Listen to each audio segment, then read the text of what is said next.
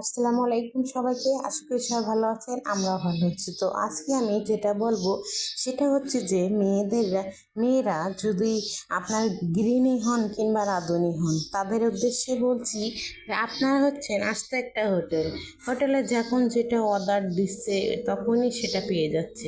আসলে এক একজনের আবদার এক এক রকম থাকে। আর ঘরে যদি 4-5 জন কিংবা আরও কম বেশি মানুষ থাকে, সবাই যদি একরকম খাবার খেতে পছন্দ করে তাহলে কিন্তু মা বোনের জন্য খুব সুবিধা হয়। কিন্তু তারা করে কি, আমি এটা খাবো, ও বলে আমি ওটা খাবো, এভাবেই কিন্তু 3-4 রকমের রান্না তৈরি করতে হয় আমাদেরকে। আসলে যারা খায় তারা অবশ্য বুঝে না যে এত রকম রান্না তৈরি করতে কতটা পরিশ্রম করতে হয়। আসলে একা মানুষ হলে তো বলার আর কোনো কথাই নাই, বোঝাই যাচ্ছে তার উপর দেখিয়ে যাচ্ছে।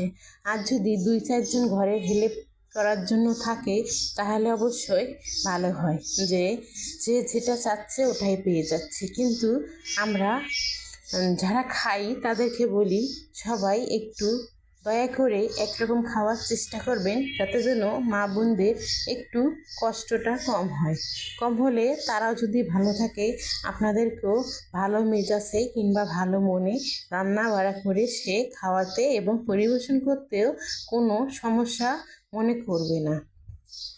তাই আপনারা সব সময় তাদেরকে একটু মনোযোগ দিয়ে ভালোবাসার কিংবা ভালো লাগার তাদের সুবিধা অসুবিধাগুলো অবশ্যই বুঝতে চাবেন। আর বুঝতে যদি না চান তাহলে ওই আপনাকে মন খারাপ করেই দিতে হবে, কিংবা তার শরীর অসুস্থতা থাকলেও আপনার জন্য রেডি করে ফেললো নাস্তা পানি।